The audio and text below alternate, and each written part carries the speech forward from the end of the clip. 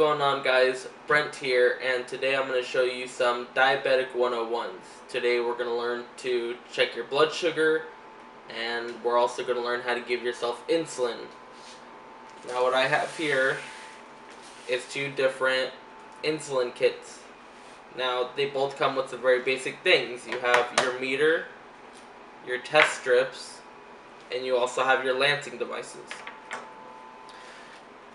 These are all very basic things that you receive with your kit. There's nothing special about them. They only vary because of your insurance.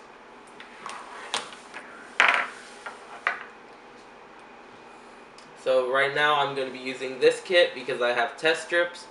On the other one I do not have any test strips. So what you want to do is you want to get out of your kit, you want to get all your essentials, you want to get your lancet, and you always want to make sure you have very clean hands. So what I like to do is stock up on alcohol pads. Now it's always good to keep a lot in your pouch because you never know how often you will need to check your blood sugar. I started out at roughly 7 times a day. Currently I only have to check it twice, so I don't really need to keep it fully stocked. So what you want to do is you want to get out all your stuff and start with your lancing device. You want to take the cap off, insert your lancet, and it's got most of them have a simple twist off cap to just protect the needle. It's a very fine needle. You don't really want to prick yourself when you're not doing this. So you're going to set it back on, and now each lancet has settings from 1 to 5.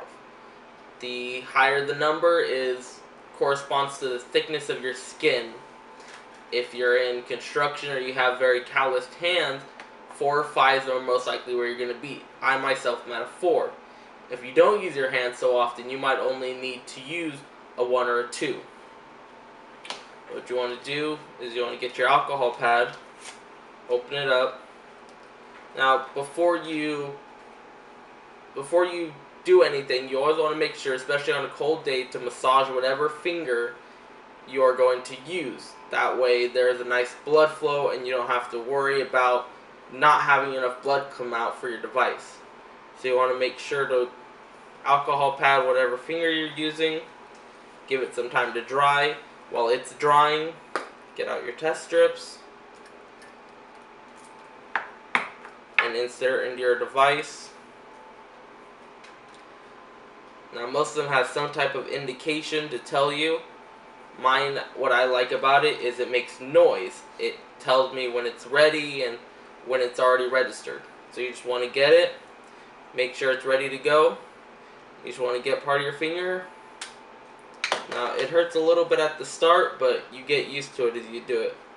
Now you want to get a little bit of blood and make sure you have paper towels nearby. And you just want to do a wipe, get a second bit of blood, do a second wipe. This way you can make sure that you're going to get a nice, good test. So you want to take it, and your strips they'll vary. They'll say on the instructions where you need to insert them. These ones, the blood goes in on the side, so you just lay it. It beeps. You lay it down, let your blood dry a little bit, and then, as you might have heard, it beeped. So currently 85 is my blood sugar level. And that's very healthy. You know, typically your blood sugar should be between 80 to 120.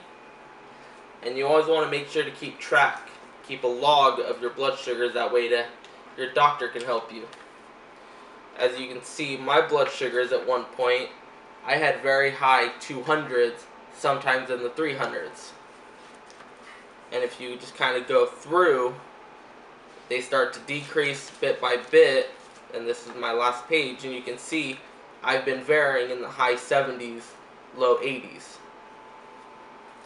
So you just want to make sure to keep track of that. And for the most part, that is the basics of it. You want to make sure to, when you clean up, you always want to make sure to do it correctly. It's always good to have a sharps container because you don't want to throw this in the trash. So you want to make sure to dispose of that properly. And for the most part, that's the basics of how to check your blood sugar. Alright guys, now that we've gone over checking your blood sugar, we're going to go over how to give yourself insulin. I have 2 pens right here. I have Apidra, which is a fast-acting insulin and is typically taken during the day before meals. And I have Basaglar, which is a long-acting insulin and is typically taken before bedtime. Now currently, I am no longer on insulin. These are just old pens that I had. I am currently taking pills, and these pills are to help my kidneys better, help my kidneys function. Kidney and liver better adjust to the sugar and get it out of my body. So I'm going to show you how, with my Apidra, I'm going to show you how to give yourself insulin. So you want to first take the cap off and get out an alcohol pad. You always want to make sure this is very sanitized. You're going to clean off the tip of it, and you're going to get out a pen needle. Now I have 2 different size pen needles. I have an 8mm pen needle and a 4mm pen needle. When you use an 8mm pen needle, you have to squeeze the fat of wherever you're sticking yourself, and then you proceed to stick yourself. That way you don't go too deep in your tissues.